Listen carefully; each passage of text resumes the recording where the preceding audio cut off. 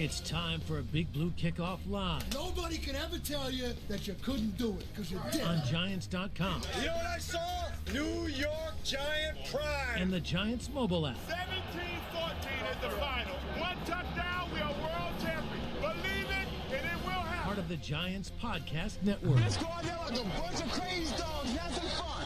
And welcome. This is Thursday's edition of Big Blue Kickoff Live, presented by Cadillac, the official luxury vehicle of the New York Football Giants.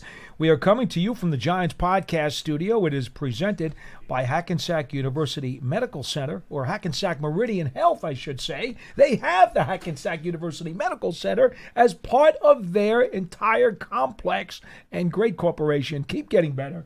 And I finally got that promo out of the way at the top. I usually bury it a couple minutes in, or sometimes in the middle, sometimes at the back end by my mistake, but we got it right up at the top. Again, Hackensack Meridian Health, keep getting better. All right, 201-939-4513 is our phone number on the program today. We'll be here for the next hour to talk Giants football with you. It was a media session and open practice OTA.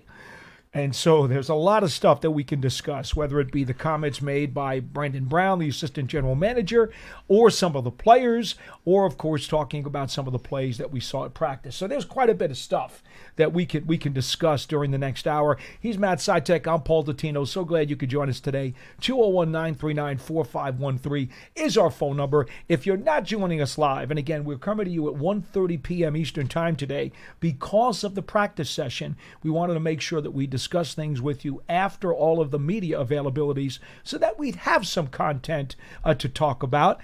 So we'll be back to 12:30 p.m. tomorrow. But today and next Thursday will be 1:30 starts because they are open media avails, and that does affect what it is we're going to be able to talk about with you.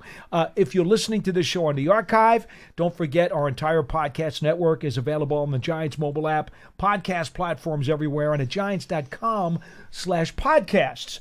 Now, one of the things you probably are going to read about a lot today in the papers tomorrow, or certainly on the internet as we move on with the afternoon and the evening, is that there was a bit of a spirited couple of plays at the end of this afternoon's practice that ended right around lunchtime. And Brian Burns, the Giants' edge rusher, was involved there at the end. He was the one common denominator. Actually, I believe James Hudson was another common denominator involved in the spirited situation at the end of practice. And Burns did address the media. And, you know, as far as I'm concerned, basically just told everybody exactly how he felt. Yeah, I mean, look, it's OTA number 6. The guys have been going at it at practice every day. These are all very competitive people, obviously. They're all NFL players. And as you and I both know, it is extremely hot outside today. It was like 90 degrees out. Heat index was over 90. Yeah, in the glaring sun. The heat just, got to them a little bit. It was just the heat of the moment type of thing. But Brian Burns completely brushed it off after saying, we've literally moved on already. This was squashed immediately. It's not deep. There's nothing to it. I mean, he mentioned that, hey, we get in fights and arguments about ping pong games, about food in the cafeteria, pool. So, there might be some people out there that might try to blow this up out of proportion, but it was very clear from what Brian Burns said that this was not anything that anyone on this team is that concerned about. It was just one of those heat of the moment type of things between competitors. All right, so that's where we stand as of today. There will be another practice tomorrow, correct? No, tomorrow's Friday. They're off until tomorrow. Monday. They are off tomorrow. That's right. 4 practices next week. Which, by the way, again, with the way the heat index was over 90 today, the humidity, the haze, it was nasty. I'm glad to say I did not see anybody leave early or have to get an IV. Thank goodness. No, I almost did. Just standing on the sideline. I bathed myself in sunscreen, and I still feel like I got burnt. All right. We might as well go through some of the better plays of the day that we saw at practice. There were 7-on-7s. There were team 11-on-11s. Remember, no contact in these practice sessions. That's kind of why, even though Abdul Carter and Brian Burns and Kayvon Thibodeau all had really good days rushing the passer, I don't even mention those, to be frank. I will mention it here because, yes, all three of those guys were in the backfield a lot today, and Brian Dable was real happy with their effort and their energy, penetrating the line of scrimmage. But, folks, if there's no contact, what is an offensive lineman or a tight end supposed to do when the guy comes in on a pass rush? Okay? So, to me, by default, if those guys are coming in on a rush, the only thing you can tell from that play is if the running back or the tight end or the quarterback were able to identify the rusher, where he was coming from, and then run the route, the hot route. Or for that matter, even if there's not a hot route involved, does the quarterback see it, move out of the pocket, get rid of the ball? That's what you gain from those plays. I have a very hard time. I know John loves to talk about the guys, that would have been a sack. How do you know it would have been a sack? If the offensive lineman could touch them, how do you know it would have been a sack? Yeah, John likes standing during OTAs at the line of scrimmage to see the line of scrimmage play, and I agree with you. These guys aren't really touching each other. There's not too much you can pick up. I mean, yes, Brian Burns had a couple of quote-unquote would-be sacks. Again, this is with little to no effort from the offensive line to really stop him. Basically, those guys are handcuffed. Yeah. The one thing I will say is Abdul Carter did get in the backfield for another one of those would-be sacks, and on that one rush, he did have a very nice spin move that even if the offensive linemen were trying to stop him, I don't think they would have been able to stop him. But again, I can't say that for sure because there's no contact. So as we said before the start of OTAs and just about every single day, there's not too much you can gain from the offensive and defensive lines during OTAs because they can't really – I mean, when you watch an NFL play, the offensive lineman and defensive lineman are going at each other. Full contact. It's the most, the most contact, and I don't want to say violent, but it is. And without any of that during OTAs, we can talk about these would-be sacks, but until training camp starts and the guys have the pads on and contact is loud and the linemen can really start kind of going at each other, it's not worth talking too much about the guys up front. Like what even Brian Dable says, this is a passing camp. Yes. And what they're looking for is guys, it's alignment and assignment. If you can do those things correctly, that's what you're trying to find out. Even, I believe, wasn't it, I think it was Kafka today? Or was it Bowen? One of the coordinators said today, we're trying to flood these guys with as much as we can to see what they can retain. That's what this is about. This is about mental reps and stuff of that nature. All right, having said that, all right, let me highlight a few of the defensive plays. You probably have a few offensive plays you want to mention. Okay, let's do that. 3 interceptions between the 11-on-11s that were run today. There was one by Hawkins, one by Belton, and one by Page. I thought the one by Hawkins was the most athletic. Oh, that was an incredible catch. It really was. He made an amazing play on the ball. It was like a sideline pass. I want to say maybe 30-ish yards down the field, and he just went up there and grabbed it in front of the receiver. It was a great play. And again, remember, folks, when these DBs are making these plays, because there's no contact, he's got to make sure that he's making that play as cleanly as he possibly can because you're not allowed to touch the receiver. It's even more what's the word I'm looking for? It's more criminal than pass interference in a game because at least in a game you can do something to him. Out here you can't. So that's what made that play on the sideline incredibly impressive. He twisted, he turned, he reached for it, read the ball perfectly, and that's a big play for Hawkins because we just talked about him the other day as a guy who's got to inject himself into the competition on the depth chart. Yeah, and I mean, look, that was his first big splash play. It really was. But he has gotten his hands on the ball at times during the spring. It's not like he's been, non-existent. This was definitely his biggest play. And I just want to quickly touch on Dane Belton because I'm a big Dane Belton fan. And Coach said he's had a good camp. He's had a very good camp. I mean, this was the OTA 6, but the first day we're not going to really count because there were no team drills. So 5th practice, and today was his 3rd interception. Yep. I mean, I've spoken time and time again about how he's just been a ball hawk in his limited playing time. And with the addition of Javon Holland, he's likely looking at the role of, the third safety on the team between Holland and Newman and then himself. Well, he's certainly making a case to get as much playing time as possible this spring because, again, his third interception, the ball seems to always find him, or he always seems to find the ball no matter where he is on the field. So just great to see him continuing his hot spring through the second week. All right, I'll give you a few more defensive plays, then I want you to take the offense, okay? Yep. In 7-on-7s, Flott had a really nice pass to Flint over the middle. Later on, let's see what I also wrote down. On 11-on-11s, it was Chatham. We weren't sure if it was Golston originally or Chatham. Both guys appeared to have a chance at knocking the ball down at the line of scrimmage. It was Chapman. Yes, we had to go to the video replay from our production team. We even confirmed have it. that. We even confirmed have video replay review here at practice, and it was Chapman who did have the pass defense, which was really terrific as he pushed the front of the pocket. We also had, let's see, what else did I write down? In 11-on-11s, Flott also had a pass defense down the left sideline. So that was 2 plays for Cordell Flott today, one in 7-on-7s and one in 11-on-11s. And I think those were basically the best defensive plays that I saw today. Why don't you go to offense? Yeah, so for me, the player of the day on the offensive side of the ball was Darius Slayton. Yeah. He was making catches from all the quarterbacks. I mean, he started things off catching I want to call it about a 40-yard, but deep touchdown pass from Jameis Winston where he just got behind the defense. 7-on-7s. Yes, during 7-on-7s, Jameis placed the ball perfectly right in the breadbasket. I mean, he had a couple of steps on the defender, but great throw, great catch by Darius. And then moving over to 11-on-11s, Russell Wilson connected with Darius a couple of times. There was a nice cross route, but the real play of the day for me was his sideline catch.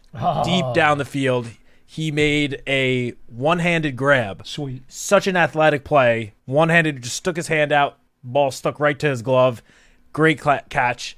That was definitely the play of the day, but Russell Wilson and Darius Slayton, granted, there's Malik Neighbors has not been out here and clearly is the number one option in the pass game, but it is obvious that Russell Wilson and Darius Slayton are developing some nice chemistry during these spring practices, and he's not the only one because Jalen Hyatt also had a couple of grabs from Russell Wilson. And then in his press conference after practice, Russell Wilson went out of his way to say how impressed he's been with Jalen Hyatt and how much he likes him and how much he believes in him. This has been a constant theme from him ever since he got here. He mentioned him in his introductory Zoom call back in March. He called out Jalen Hyatt, and he's continued to praise Jalen Hyatt every single chance he gets. And it's nice to see them, again, the two of them also starting to develop a little bit of chemistry. I think those were the big plays on offense. Amir Smith-Marset had a nice catch from Jackson Dart early in practice on 7-on-7s. And then again Pascal on the same 7-on-7 caught one in traffic over the middle too. Yes, where he had a nice extended grab. And that was Dart also. Yes, and then Dart and Smith-Marset also connected towards the end of practice in 11-on-11s. It was pretty big play, first down. Thomas Fedoni had a nice extended grab towards the end of practice. And I had one other one I want to give you, Winston to Felton. Oh, yes, another one-handed catch. Yes. In 11-on-11s. Yes, that is true. And then while it's not going to count for anything, and not that plays right now count for anything anyway, but Tommy DeVito did have one really nice throw, a deep pass down the field towards the end zone. I want to say it was about 35 to 40 yards. That, I mean, there was the offense, the receiver and the defender were going back at it, and the defender did end up breaking the pass up. It was a very nice play, but it was just a beautiful throw by Tommy. And I know we haven't talked about him much because of all the other quarterbacks that are currently here, and he's not getting quite as many reps, as maybe some of the other guys, but I just wanted to give him props because that was a beautiful throw. This was during 7-on-7s. The left sideline one? Yeah, towards the beginning of practice, 7-on-7s. Didn't count for anything. The defender made an amazing play, but it was a really beautiful throw. I'm trying to think who it was. Do you have the pad? It was 39. I believe that's Fortune. Odinell Fortune. Yeah, Fortune. Yes. Fortune. Because I remember the play, and I did not write down the number, which was my bad, but I do remember the play. All right, so that's it for the practice recap. Was there anything in particular outside of what Burns said about the spirited end of practice that you wanted to bring to the forefront before we start going to some phone calls? Yeah, I mean, we don't get to hear from Brandon Brown too often. It's like once, maybe twice a year. And so we got to hear from him today. It was nice to hear from him. You know, he's very insightful and thoughtful with his responses. Not that we'd expect anything less from him. He's a Fordham guy. Come on. He's a very smart guy. The number one thing that intrigued me about what he said was, I mean, obviously throughout the pre-draft process, the Giants love Jackson Dart. We've heard it from everyone that's spoken about the process. Not breaking any news saying that, but he did share a tidbit that we had not heard previously, and that was when the Giants were down in Mobile for the Senior Bowl.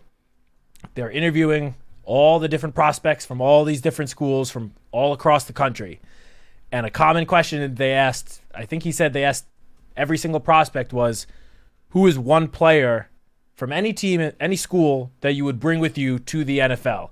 And he said that multiple guys from various different schools, none of which were Ole Miss, a lot of those guys said Jackson Dart, that they would want to bring Jackson Dart to be their quarterback in the NFL. I thought that was just a fun, cool little tidbit that we had not previously heard. Well, I think the Giants have made it clear now they saw about 2 years of Dart in terms of the scouting process. And, you know, when they got to see him at the Senior Bowl, they also had some staff members there too. Yep. Which gave them even more of an inside look as to the interior of what's going on inside his chest. And I think Brandon also said that every step along the way when you're scouting a player, there are these benchmarks that you're looking for. And you got to keep checking all those boxes as you go through those benchmarks. So from the time they saw him on tape to the time they researched him at Ole Miss, and they said his Ole Miss teammates were always overly supportive of him too. Oh, yeah. So they're checking all these boxes, and then they get to the Senior Bowl, and they get those other boxes checked. Then they get to the Combine, and he checks boxes at the Combine when they do the interview. Then he comes in for the visit, and every benchmark, he's checking all the boxes. Yeah, Brandon even mentioned when he had his workout at Ole Miss, he's like, those aren't mandatory for the other guys on the team to show up. But Jackson Dart had every single one of his guys there catching passes, running routes from him because they wanted to support their quarterback. Right. And vice versa, you know, when Walter Nolan, the defensive tackle, had his workout, Jackson Dart was the first person there cheering him on from the sideline, stayed the entire time. You know, that just shows the camaraderie and the mutual respect Jackson had with all of his teammates at Ole Miss. And clearly he has respect from guys from schools all across the country as well, because multiple guys that have never played a single snap with him are saying, that's the quarterback, that's the guy I want to bring to the NFL with me. Clearly he's gained the respect of his peers already. It's, look, I don't want to overplay this, but, you know, Charlie Weiss, whose son was the offensive coordinator down there at Ole Miss, and we know Joe Judge is down there, Lane Kiffin is down there, and Charlie Weiss himself told us when we did the interview with him on Big Blue Kickoff Live, he got to sit in on a bunch of those meetings because Lane Kiffin allowed him to. We're talking about a bunch of folks who have some significant football background and obviously at a high level, who all helped train this guy every single step of the way. I mean, it shouldn't really surprise us that he's got so much going for him. No, I mean, it sort of just confirmed a lot of what we already believed. Yeah, I think that's it. Again, obviously, this is all well and great. At the end of the day, it's going to be about him producing on the whenever he actually gets into game action. We know that.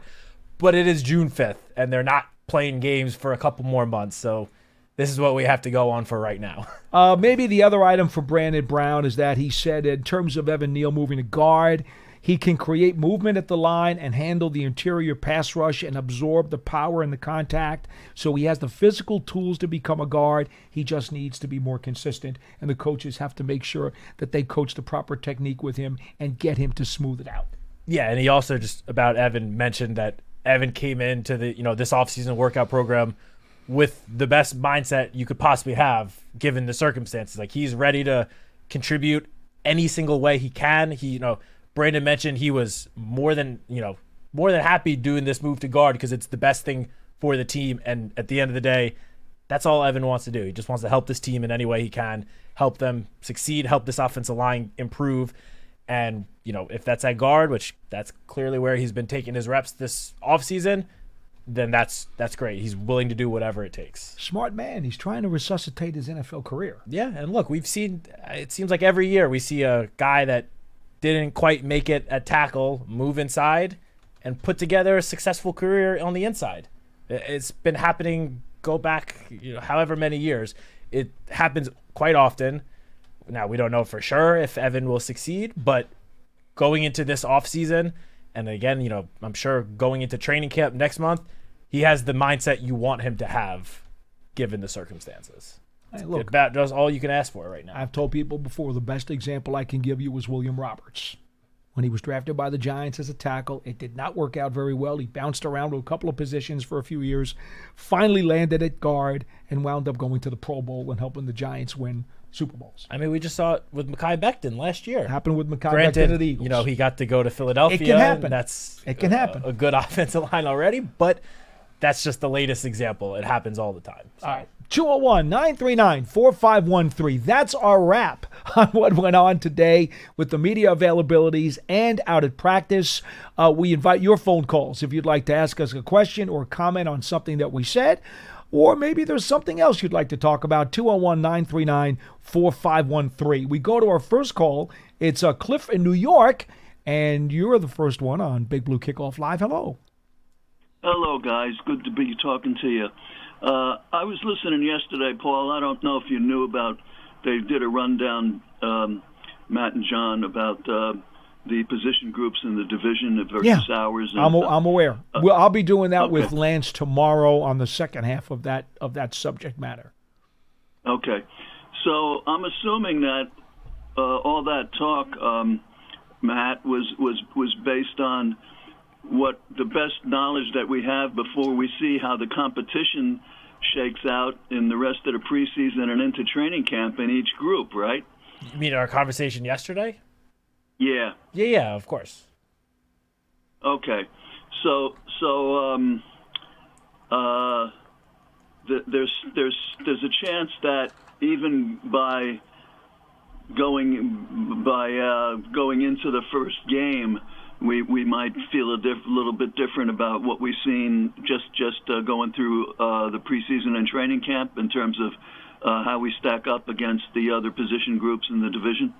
Yeah, of course. I mean, when I don't want to speak for John, but for me personally, when I was talking about the offensive line rankings yesterday in the division, I did have the Giants in fourth. But if Evan Neal comes out this summer and looks great at guard throughout training camp and then gets into preseason action and he's just a brick wall out there at guard, then that even before the actual game start, I will already be feeling at least a little bit better about the offensive line than I would have been last week, let's say.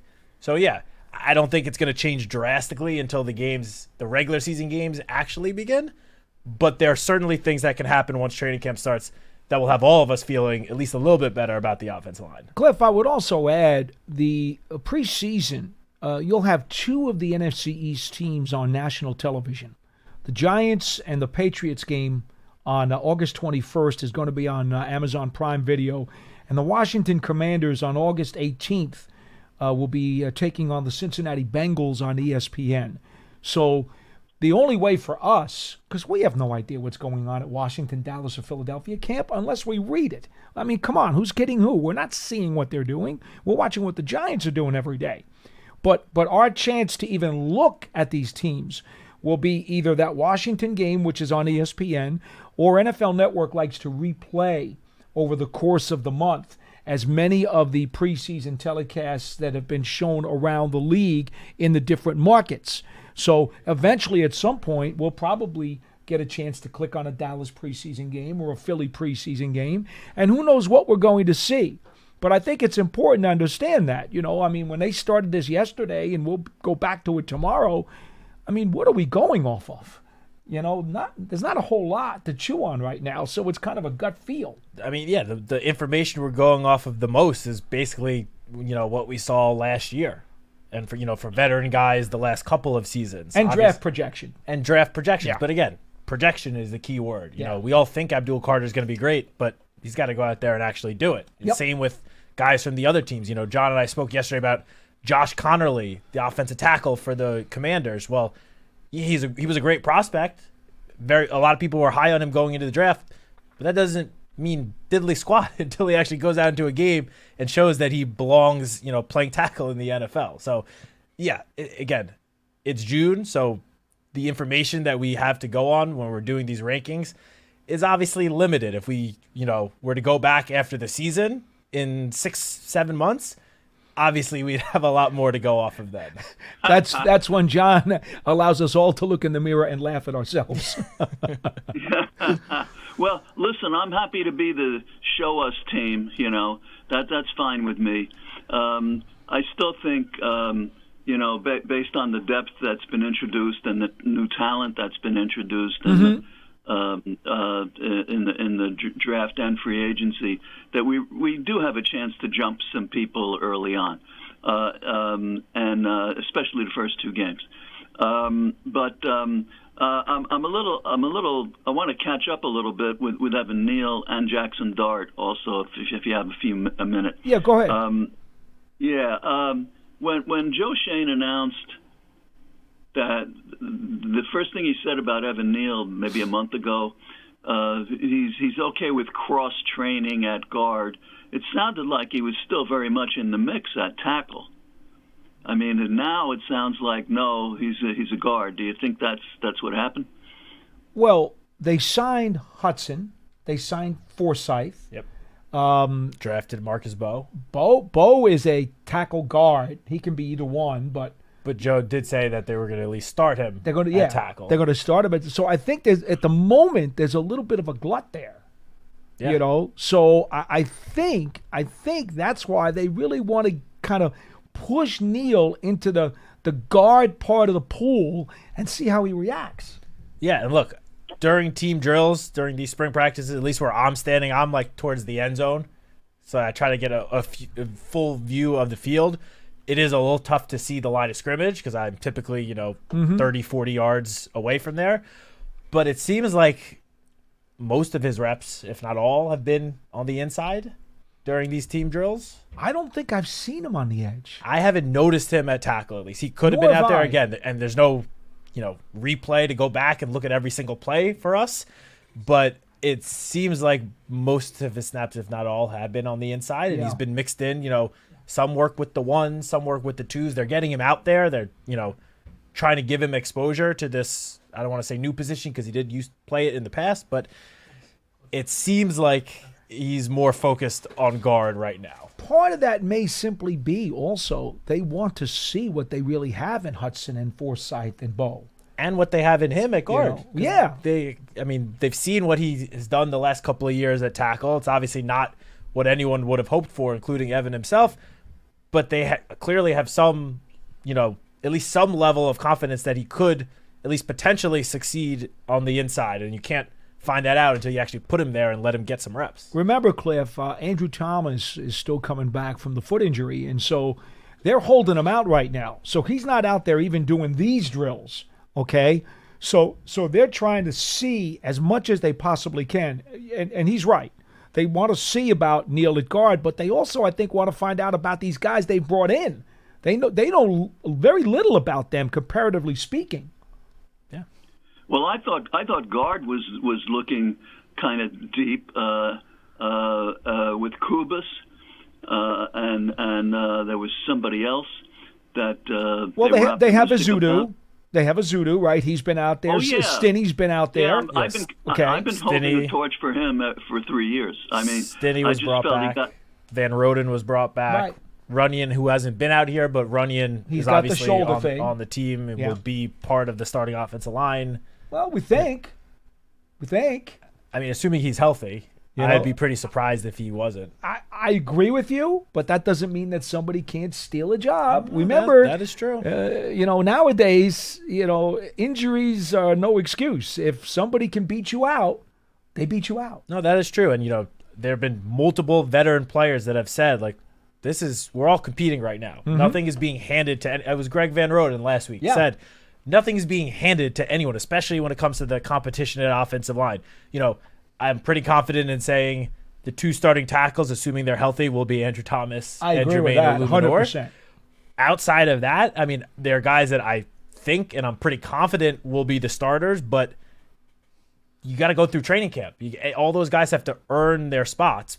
Nothing's being handed to anyone this summer. That has become abundantly clear. Cliff, this line and this team, but specifically this offensive line, is not good enough to just hand out positions and not have competition. Yep. No. Well, look, it all sounds pretty arrow pointing up to me with that situation. Before we get to Jackson, I just wanted to mention that I'm a little. I didn't look up Shane Bowen's record before he excelled with the Titans. Okay. But I just remember when he came in, his MO as the DC was like rush 4. Yes. In the front, and stop the run on the way to the quarterback and play with a certain attitude.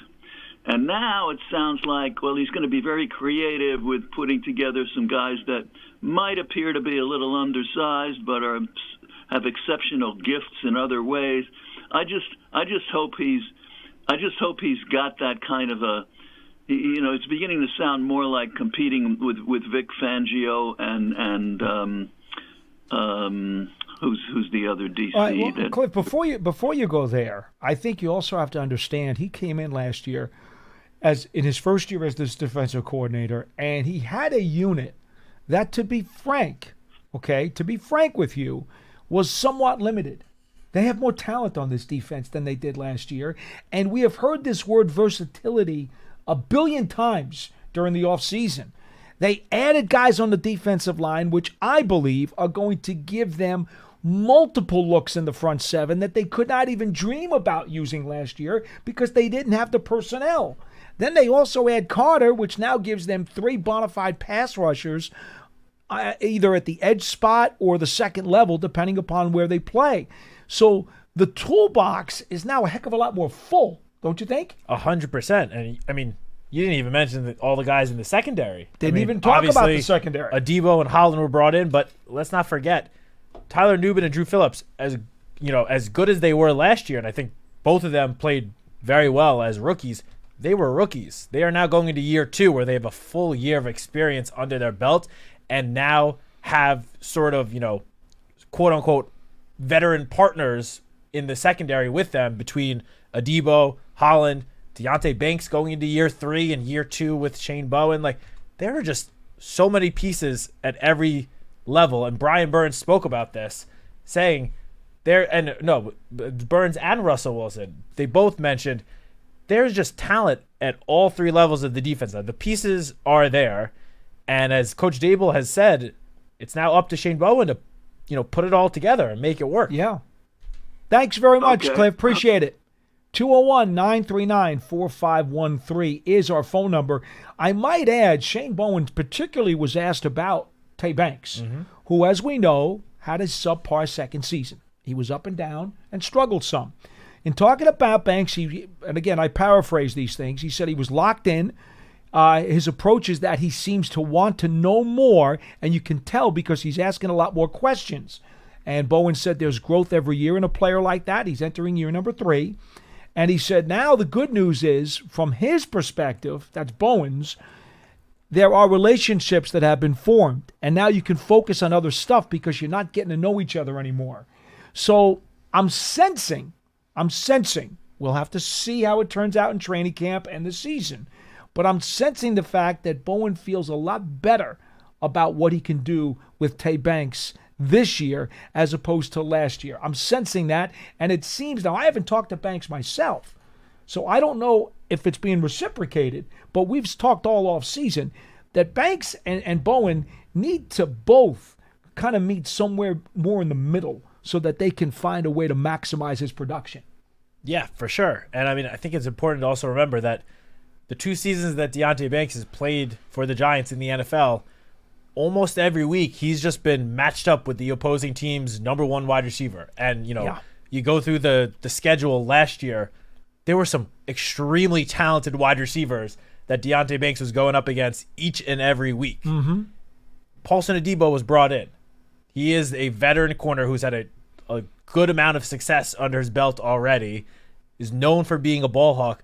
I don't think Deonte Banks is just going to automatically get thrown onto the number one receiver each and every week and left on an island to, fend for himself against the opposing wideout now. It's just going to be a little bit less pressure on Deonte when you have not only Adebo, but the safeties that he has around him now. Drew Phillips going into year 2. The whole starting secondary should be a lot better than it was last year. And that will obviously, and the whole defense, so to speak. With an increased pass rush. With the increased pass rush, exactly. And that will help Deonte Banks, for sure. Yeah. And I'll say this too. Depending upon how Banks does during camp, the preseason, and even early in the regular season, I wouldn't be surprised. Again, he's got to prove it. If at some point they don't even travel Adebo with the number one and they just play left and right and they say, let's play straight up. Yeah. Banks has the tools to do it. He just hasn't shown the consistency at that level yet. Yeah, he's done it at times over his first 2 seasons. There were some games where, we saw him match up against a top receiver and hold his own and do, I'm not going to say shut the guy down, but play pretty well. As much as you could ask for going up against some of the top receivers in the league. He just didn't do it on a consistent week in and week out basis, which is what honestly the defense needs. The defense needs everyone to play consistently, and that's been, one of the things, probably the biggest thing holding Deonte Banks back these first 2 seasons. You know what? Before we get to another call at 201-939-4513, we remind you that the Giants Huddle, John does a ton of interviews with not only Giants, but NFL personnel, media personnel. As always, it's there on your favorite podcast platforms, the Giants mobile app. And we invite you to check those out. Did you put anything up in the last 24 hours? I don't believe any huddles, but we did have a new Her Playbook podcast. Okay. Which is Madeline Burke sitting down with Carly, I want to pronounce it right, Carly Gruenberg, who's the chief of staff for FIFA World Cup 2026. That will be taking place, at least partially, in the stadium right here.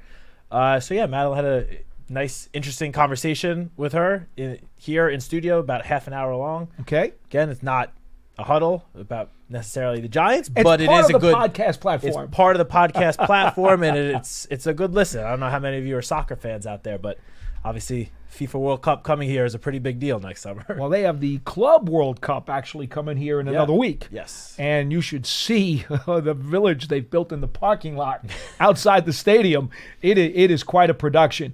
Also, we'd like to remind you, the Giants TV app is available. It's free. You can get all the videos and comments and fun things. It's all free there on Giants TV.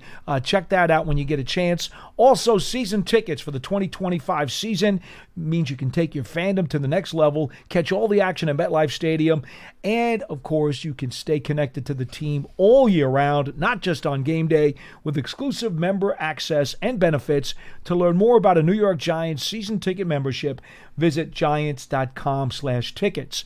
Before we get to another call, all 3 of the coordinators talked this morning. Yes. So Michael Gabriel, the special teams coordinator, and you folks know I've been touting the special teams makeover now for quite a while. I think this is one of the X factors on this team that's going to get this team, moving in the right direction. And if you listen to him today, the way he talked about, for example, Board, the guy who was signed from the Baltimore Ravens, something I've mentioned on this program several times. That's why I was not surprised. You get the impression that Gabriel feels much, much better about his special teams unit this year than he did going into last season. Yeah, I mean, also, Amir Smith-Marset, I think we spoke about this the other day. He's spending the whole offseason with the team, as opposed to last year when he got here after the season already started. Obviously, having the benefit of going through an entire offseason with the team helps prepare you for the entire season. And he was, even with that, limited preparation last year, Amir Smith-Marset was a very good returner. He was very good.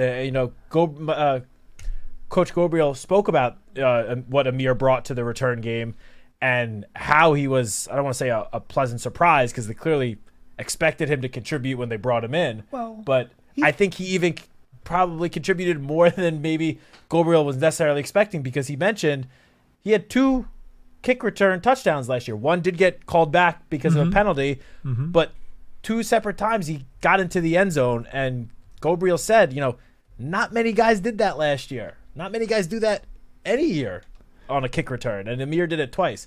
So, yeah, I'm with you. I think, the special teams unit in general seems to always just be like the forgotten unit, but it is extremely important. It helps both sides of the ball when you can win, the field possession battle. And obviously your special teams unit plays a vital role in that. I think he has found something at Smith-Marset. Looking at his history, this is the 5th organization he's been with since coming in with the Vikings in 2021. Now, he's a local guy out of New Jersey. From Newark. And you know what? Ever since he's gotten here, he has just been, what a great attitude. I mean, he is always very energized. He, as Gabriel said, he's kind of like a leader on specials. People look up to him. They respect him an awful lot. And, I don't know what it took to unlock his potential, but we saw some really good flashes out of him last year. I'm excited about him in the return game. I really am. I think he can be special. So, hey, good for him.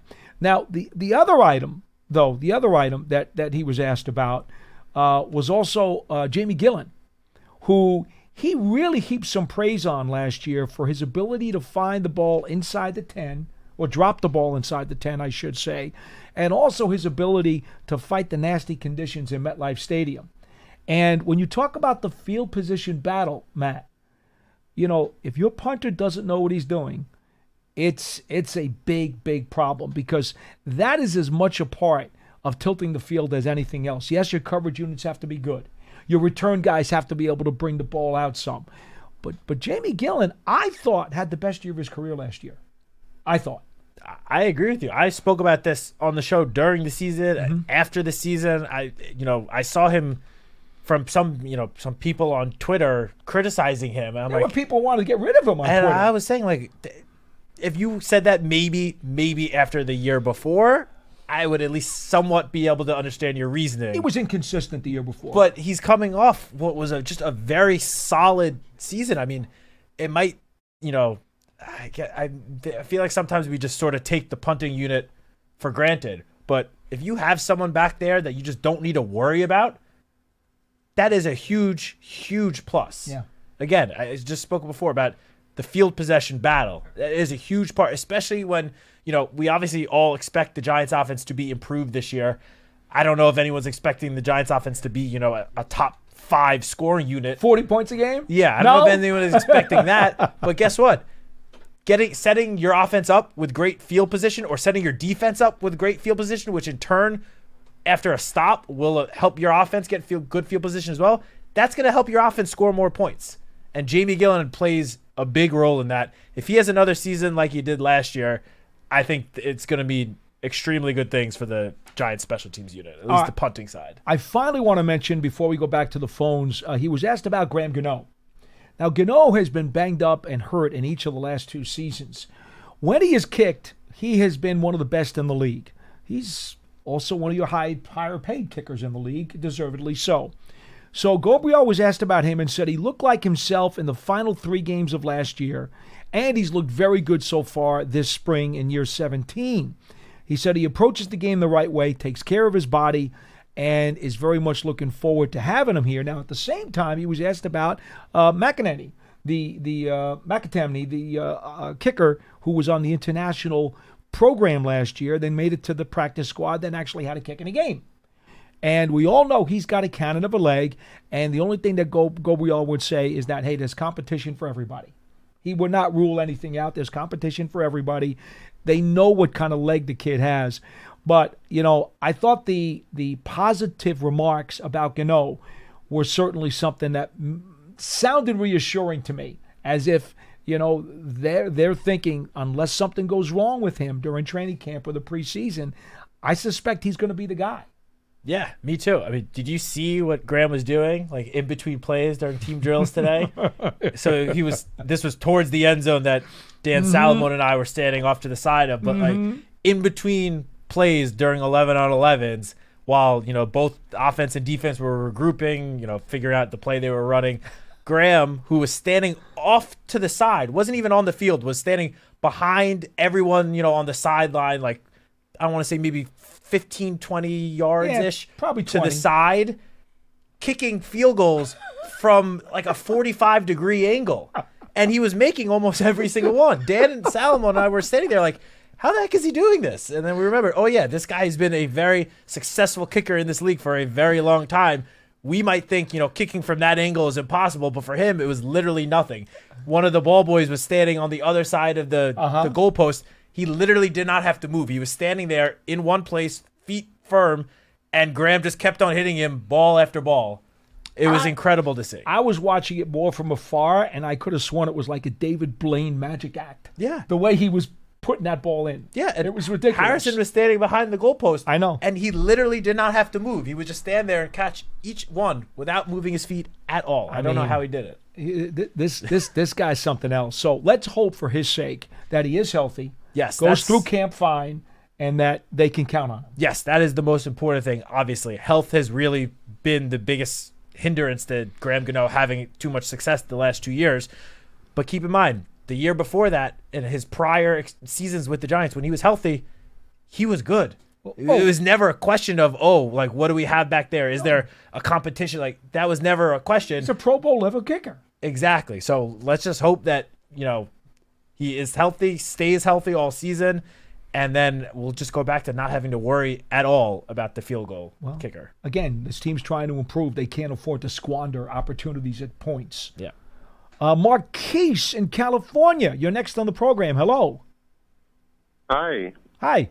I just have two things I want to say. First, Shane, he's been real patient this whole time, and he's been waiting for this moment. Like, he knocked it out of the park. He's been patient. He's been waiting for this moment, and he capitalized this year. Okay. And that leads into my next point. I'm tired of hearing about the schedule. We play hard, people. Guess what? They have to play us. And I think we have the defense to punch some people in the mouth every single week in and week out. Like, they need to be scared of us because we have a team that can compete week in and week out. And I don't think we need to be scared of all these teams that we face on our schedule because we're a good team. We underperformed last year. I think we were a better team than our record showed. Mm-hmm. And I think this year, barring injury, of course, that goes around for the whole league, but barring injury, we have the capacity to play with anybody, maybe not the top 3 or top 5 in the league, but anybody in this league. And I don't think we should be scared of anybody in this league. I don't think we should be scared of anybody in our schedule. I think we can just surprise people. All right, Marquise, I'll say this. Russell Wilson was asked specifically about when he was with Pittsburgh last year, and they played the Giants, and they beat them in overtime in Pittsburgh. You'll remember the primetime game. He was asked about this defense. What did you think about this defense when you played them last year? And now you see the improvements, the guys who were brought in. We've talked about them now all show. And he said flat out, as the quarterback, you're concerned about Dexter Lawrence. You're concerned about Brian Burns, who's one of the premier edge rushers in the game, and Kayvon Thibodeau can play too. Now, of course, Kayvon had a bit of a down year last year, missed a month with the fractured wrist and the surgery and everything. But we know from his double-digit sack season the year before that he can be a force, and he certainly was good against the run last year. Let's not make any mistake about that. He didn't get the sacks, but he played the run very well on the edge. Now you add Abdul Carter to that mix.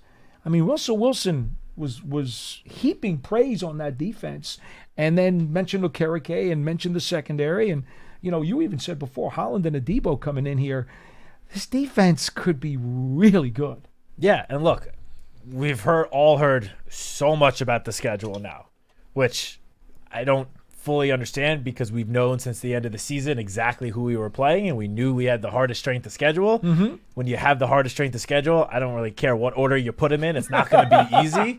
So I agree that it's been a lot about how tough the schedule is when that's nothing that is not a surprise. Nope. And not only that, but I can tell you, being afraid of the schedule, that is something that I've kind of just seen like on Twitter. And from and from fans calling into the show, fans on Twitter saying this, the guys on this team, they are not afraid of the schedule. That's just not how they are built. No. They are welcoming, the challenge. And Brian Burns brought this up when, mentioning the spirited end of practice, is that there are just a bunch of guys with dog mentalities and dog mindsets on this team now. And we've spoken about this. You look at the draft class. Just about every single one of those guys have a little bit of, whether you want to call it edge, a little bit of, I like to refer to it just like a little bit of psycho, like a good psycho. A good psycho that you want guys to have. Like, this is a roster now. I call it oregano. Okay? This is a roster now that is not just going to, stand there and let other teams punch them in the mouth. They are the team that's going to go out there and try to punch the other team in the mouth. Now, that's all well and great. It doesn't matter unless you obviously start winning games. You got to back it up. Of course. But, the mentality and the mindset of the roster now, to me as an observer, it just feels different. With all the different guys between the veterans and the rookies that have been brought in, it just feels like a different sort of, mentality. Like, you can feel that there are just more quote unquote dogs out there now. If I can, just a second, Marquise, and maybe you'll understand this. I think you will because you've been here, Matt. I think these players, they know that they can be competitive. I don't think they hope to be competitive. I think they know it. They expect it. Yeah, I really do. Ready. And I think there's a difference in that. Yeah. They're ready. Yep. But it's only June. I mean, I think if it were up to them, it feels like they'd be ready to put on pads and go at it against other teams right now. Yeah, I think Unfortunately, would. Fortunately, we got to wait a few more months. I think they would like to play right now. Anything else before we let you go? Other than that, I just want to say our offense is going to feed off that defense, and our running game is going to be like a step better, I think, and our passing game is going to be a lot better. Our number 2, number 3, number 4 are going to feed a lot better than they did last year, and not to mention neighbors. So I think overall, we're going to feed off that defense, and our offense is going to come to play. And they're not going to be top 10, but we don't need them to be top 10. We just need them to come and play, and they're gonna feed off of that defense, and I'll take the rest offline. All right, thanks very much for the call. Thank you, Marquise. One of the things that we've always talked about here, and Brian Daboll loves to use the term complementary football, even more so than some of the other coaches who have been around in the last decade. He loves the term. Well, it's a lot easier to play complementary football when all 3 of your units have something going for them. And, that hasn't been the case around here for a while. I mean, it was in 2022. That was the outlier, right? But since 2016, the Giants have not had the ability to play really solid, cohesive, complementary football except for 2022. In all of these other years, at least one of the 3 units was scuffling and struggling along. And so it makes it really, really hard to start playing a strategic game, because if you have at least one unit struggling, you can't count on anything. And that's a problem when you're a coach.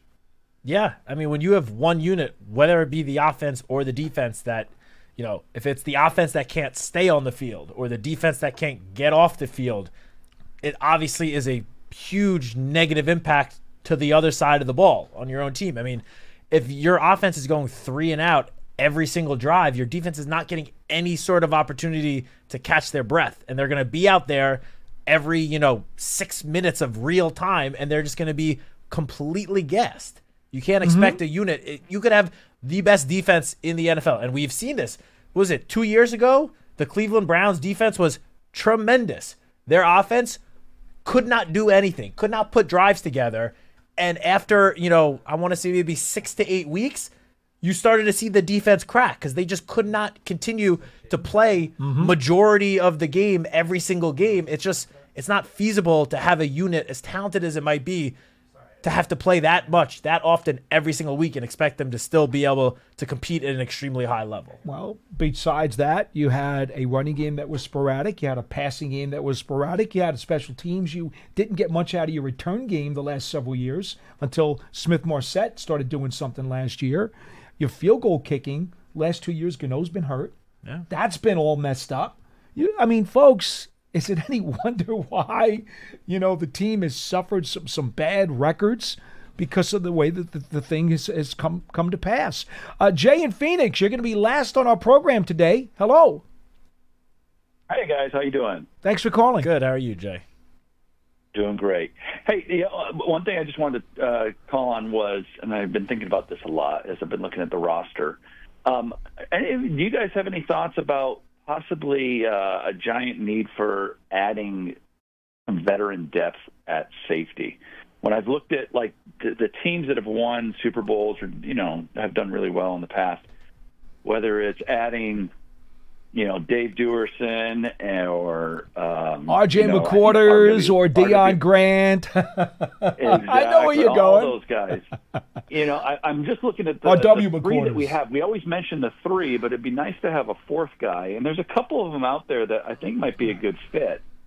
You got Jordan Poyer, who played for the Bills for a number of years. He's a little long in the tooth. Not sure he wants to keep playing. Von Bell and then Justin Simmons, who might be a little too expensive, but both, those just to add in a depth piece there, I think would be nice. Get a little more veteran leadership in that secondary. Well, let me say this. I've advocated for a couple of months now that if the Giants were going to add somebody else late over the summer, I kind of would like them to grab a veteran corner. One of those Sensabaugh, Leon Hall, one of those kinds of guys. To kind of just solidify the back of the depth chart because of Flott's lack of durability. I like Cordell Flott. You guys know this. I've been all over him since he came into the league. But he's had trouble staying on the field. Did better last year, but his durability has come into question. And Hawkins has yet to raise his game to the level where you can count on him. So I wouldn't mind adding a veteran corner, especially since your guy Belton is having a really nice spring. Yeah, he's looking great. And, they might not be the big, flashy, sexy names, but Raheem Lane and Anthony Johnson are both veteran safeties that have been in the league for a few years now that haven't, had a ton of playing time, but do have some experience under their belt. So it's, it's not like there's the top three guys and then a bunch of rookies and undrafted free agents. But at the same time, the Giants did add a couple of undrafted free agents at that position that clearly they want to at least see if they've got anything there. I mean, every year you see, one or two undrafted free agents typically make the team, or at least given it like a serious consideration. And, that I'm not going to say that is definitely the case here, but that could fully be the case. I mean, one of the guys that had interception today, Makari Page, is a safety. Obviously, it's OTAs, it's only spring, but they clearly just want to see what they have with all of these UDFAs. That's the whole point of bringing these guys in. Now, come training camp, if it seems like, the depth at safety is an issue, if, let's say, God forbid, one of the top three gets hurt, or even just a little banged up, and then all of a sudden, those other guys they just talked about see more playing time and really don't, live up to whatever the coaching staff is expecting from them, there's always time to add veterans later in the summer. And I feel like especially when it comes to the defensive backfield, corners, safeties, I feel like those guys, a lot of them typically sign, right before the start of training camp, throughout training camp. Like, there will be opportunities if the Giants coaching staff and front office feels like there's no depth at safety. There will be plenty of opportunity to still add an older veteran to that group if need be. You always have these older veterans who don't want to go through the rigors of camp anyway, and they will sign as late as they can, sometimes even after week 1 when the contracts are not guaranteed. So would I be shocked to see a veteran safety or a veteran corner here at some point? No, not at all. No. But right now, I don't see that happening. Not today. Right now, I don't think it's going to. I don't think any roster moves, big roster moves like that will happen at least until right before training. And I think every team probably feels that way right now too, as do those veterans who are on the street. Yeah, they're not anxious to come in and dance either. I mean, there was a report yesterday that, a certain veteran free agent quarterback is waiting until right before the start of training camp to sign with Pittsburgh. And that's the most important position. And this person supposedly doesn't want to get out there until literally the start of training camp. You mean he's still floating around out there? Doing whatever he does. I thought he was captured by UFOs and aliens and brought to another planet somewhere. So yeah, Thank you, Jay. There's still time, Jay, to answer your question. There's still time to add. Oh, I was just going to say, I'm so appreciate the thoughts on that, guys, and it makes sense about adding vets a little bit later, and so glad that the quarterback who we shall not name is not our problem. My goodness, I was holding my breath. Couldn't agree with you more. Could you imagine having to go through that soap opera right now? Forget about it. Let the folks in Pittsburgh deal with that. I'm a lot happier. Thank you, Jay. Thanks, Jay. Appreciate it. All right, folks, we'll be back on Big Blue Kickoff Live tomorrow at 12:30 p.m. Eastern Time with another live 1-hour show. But that will wrap things up for today. Anything else? No, I'm very interested to hear where you and Lance land on these position rankings. That's tomorrow. The second half of our position rankings in the NFC East. We'll rank them 1 to 4 in each of the categories. And we'll see how it all turns out. And, of course, you can all laugh at us at the end of the season again, like you always do, because, after all, we have no idea what these other teams in the division really are going to bring to the table, at least not in early June. That'll do it for this edition of Big Blue Kickoff Live, presented by Cadillac, the official luxury vehicle of the New York Football Giants. So glad you could be with us, again, coming from the Giants Podcast Studio, presented by Hackensack Meridian Health. Keep getting better. For Matt Citak, I'm Paul Dottino. We'll see you next time.